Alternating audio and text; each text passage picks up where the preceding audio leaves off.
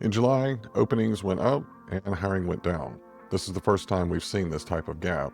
And slow hiring isn't helping you with cost, it's actually leading to recruiter and candidate burnout.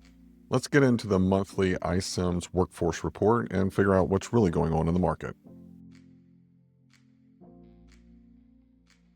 Hi, I am Trent Cotton, Head of Talent Insights and Analyst Relations for iCIMS. Each month, we release a report that looks at the workforce using our own data that includes over 3 million global platform users and over 200 million applicant behaviors. So, what did July tell us about what's going on in the workforce? So glad you asked. That's exactly what I want to get into.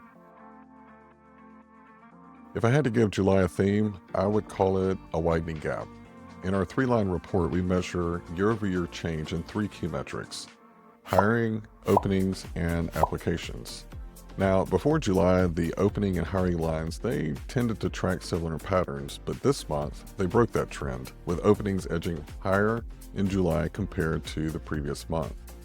And we're continuing a downward trend that began in April in hiring, which is now dipping to 10% lower than it was this time last year.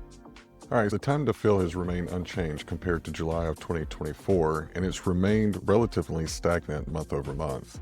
If we look at the applicant per opening, it's 5 higher than it was last year, but in reviewing the monthly change, again, it's still at the same levels.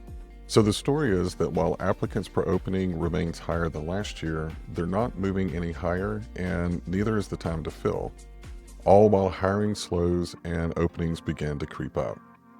These metrics indicate that the market is still in a bit of flux as hiring managers continue to show some hesitancy to hire, while application volume remains higher than it was last year, so still a pretty strong candidate market.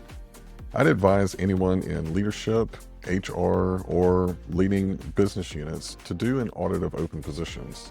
I typically like to put open roles in 3 buckets: red, yellow, and green. I'd assign a number of days open for each category, which helped me eyeball progress throughout the month. But what it also helped me is, in this particular instance, for any jobs that are in the red category, whether it be over 60 days or 90 days, however you categorize it, I'd sit down with the line of business leaders and TA leaders and complete an audit and determine which roles really need to be open. Now, hiring managers may feel hesitant because of the volatility in the market, or some of them may actually feel like they're saving costs by slowing the hiring process, but the real cost is being passed along to your recruiters and to the candidates. Recruiters, because they have a workload that is not moving as they get additional recs, and the ones that they have open, hiring managers are dragging their feet. And let's not forget our candidates who are belabored by the market, have to go through the application process and a pretty long average interview process, only to be stalled at the finish line.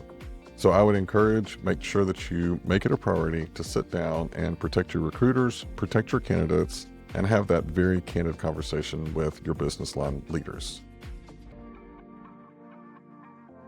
In this monthly report, we also explore a very hot topic: AI in recruiting.